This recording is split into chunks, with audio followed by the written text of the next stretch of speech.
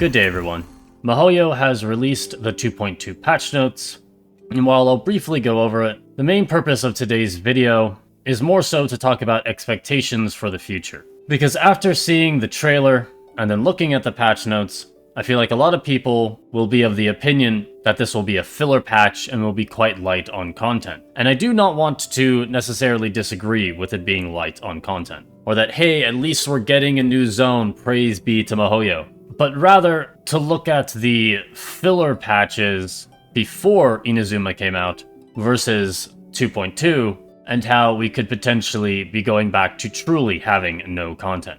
Now with 2.2, we'll be getting a few things. We'll be getting a new island, which has some interesting fog mechanic, which at the present time I'm not totally sure how it works. I'm not sure if it's like a Legend of Zelda, if you go too far off the wrong path, then you just get yoinked back to the beginning, or if it just makes it difficult to see, and so you could still explore the entire island and get basically everything, ignoring the mist, if you somehow just know where everything is. But even so, I'm kind of looking forward to seeing how this will end up being, and hope it will be fun rather than annoying. We're getting 2 new hangouts, an event which I imagine will probably be like the Misty Dungeons event from a while ago, but hopefully more fun, with a new Saren Teapot zone, which at least the sun looks amazing, as well as a new Abyss, with the lineups on floor 11 and 12 changing, and then we have 2 rerun banners with 1 new 4-star. To compare, this is very similar to 1.4, where we had 2 rerun banners and 1 new 4-star. We had some sort of event,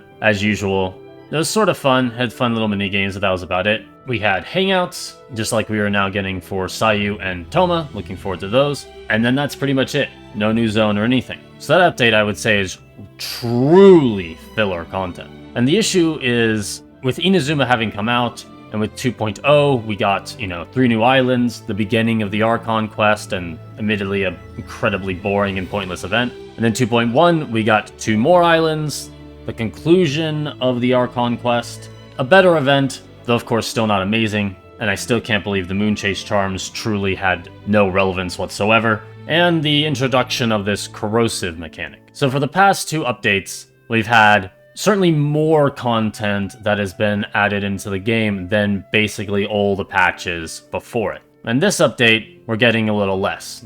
The Archon quest is concluded, so there's nothing there. We're only getting 1 island this time, probably a lesser event than the Moon Chase Festival, though hopefully more fun, and not much else. And now, maybe this is going to be filler content. Maybe 2.3 will have a bunch more content. However, we have to think about what else could it really be. In 1.1 through 1.6, we barely got anything. In 1.2, we got Dragon Spine, and that was about it. And then 1.6, we got the limited time archipelago area, and that was basically it through the entirety of 1.1 through 1.6, aside from some new characters. And it's very possible that we might end up into that same sort of rut again, where we are not getting new zones, we're not really getting much in the way of new characters, there's nothing else much to do in the game. And so if people are thinking of 2.2 as filler, they might be very disappointed with the updates following after. Now with 2.2 and the final island, we can see that the Sacred Sakura's favor will go up to 40 and still not the maxed 50. So this could mean one of 2 things. The first, it could mean that there's still another zone, perhaps Enkanomiya, as seems to have been hinted from one of the world quests.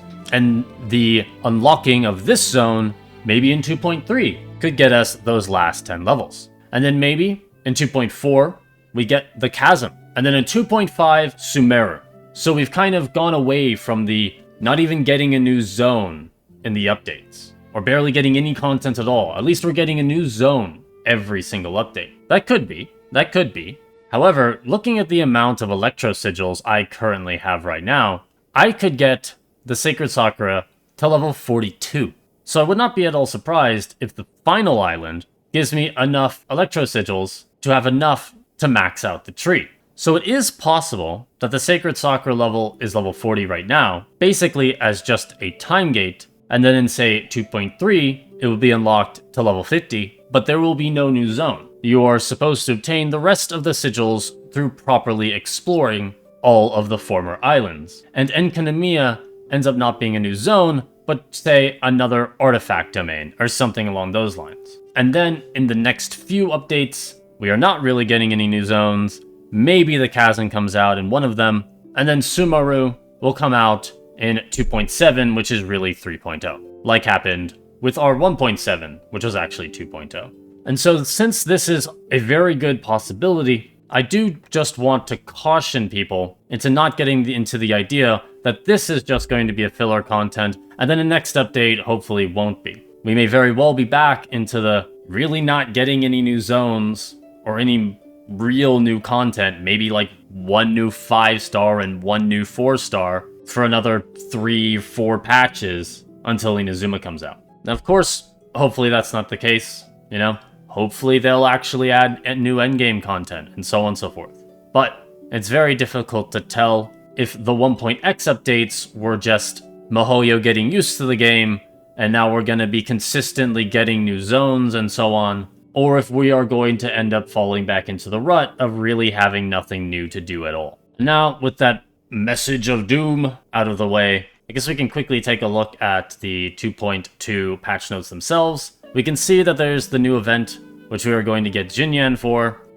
Happy for anybody who wants her, but doesn't seem like it's going to start until a decent bit into the patch. And it seems like the first event is actually going to be the playing instruments with a few characters in the game event. And so we are probably meant to do the hangouts with Toma and Sayu for the first few days, have the Tuned into the World Sounds event 2 or 3 days after the patch has dropped to tide us over until the main event, which is this hopefully dungeon diving deal. Now, specifically talking about the Abyss, there's not a whole lot we can say here, as they never tell us what the lineups are actually going to be, but we can see that they turned the Floor 11 Leyline Disorders back into just a damage increase for the 2 characters that are the 2 5-stars that are on the Raid Up banners, I guess as they no longer are trying to sell Kokomi. So at least for anybody who disliked dealing with the corrosion, I guess at least that's gone. Looking at the lunar phases, we can see that the first one is when a character's elemental energy is greater than or equal to 50%, they will gain a 6.5% attack bonus every second, which will stack 10 times. And if their elemental energy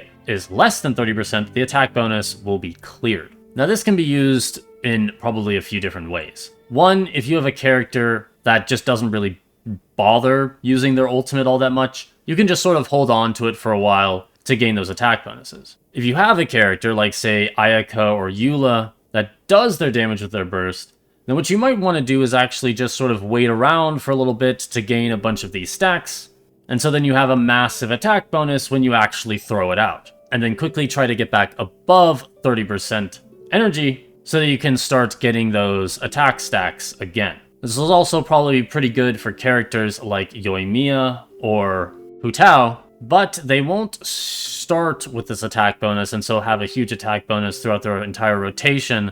They'll only be gaining it slightly over time. And so for both Hu Tao and Yoimiya, if you use them normally, you'll only have max or close to max stacks for when you cast their ultimate at the very end of their rotation. Phase 2 seems to be basically just a worse version of Phase 1.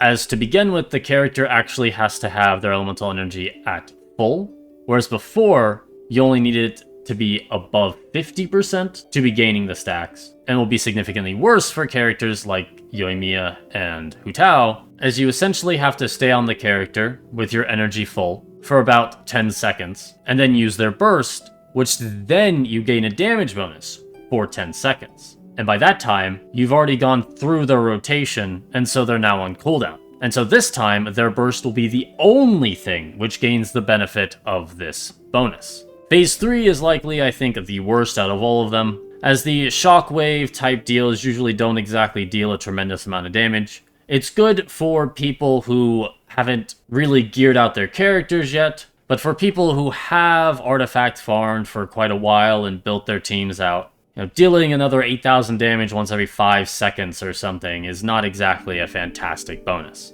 Certainly a lot less than a potentially 65% attack bonus. We can see that they've, as they said, in the live streams, they've increased the artifact limit from 1,000 to 1,500. They've done something about how you see your pulls through wishing, which just doesn't really matter, to be honest. And frankly, then there's just not really much else. Some wording descriptions that I don't really think needed to necessarily be changed. And if anything, to be honest, I would say the potential confusing thing of, say, Sucrose's description here is the 1-7 seconds. As someone who doesn't have this and thus can't test it out, could take this in potentially different ways. Whereas I imagine they probably think, oh, every 7 normal charge attacks, I probably actually have to hit them. And I probably can't do more than 0.1 per second. But, as it doesn't really change anything, I guess it's fine. Now we can also see that miHoYo has announced the new characters for 2.3 with Goro and Arataki Ito, who both look to be Geo, which is interesting. Personally speaking, I rather doubt I will be pulling for Arataki Ito for a few reasons. To start with though, I do think he looks quite cool. I like a lot of his design. However, there are aspects of his design, while I don't necessarily think look bad, speak to me of a character type which I just generally dislike.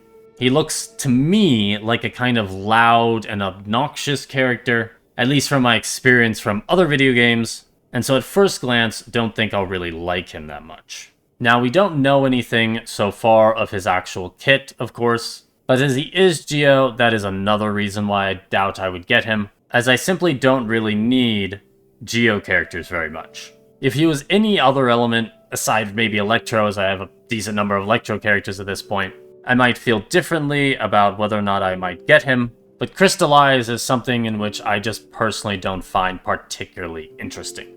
And with that, I believe we reached the end of the video. Let me know what you're currently thinking about 2.2. Do you expect 2.3 and some updates beyond to have more content? Or do you think we'll fall back into having updates like, say, 1.4, where we really don't have much of anything to do at all? How are you feeling about the fog mechanic? Are you hoping that there's going to be some sort of quest or something where we can just get rid of it, as seems to sort of usually be the case in prior zones? Or are you hoping that it's there to stay, to add a bit of something new and different? Do let me know down below in the comments. Thank you for watching. Look forward to seeing you again next time, and hope you all have a great day.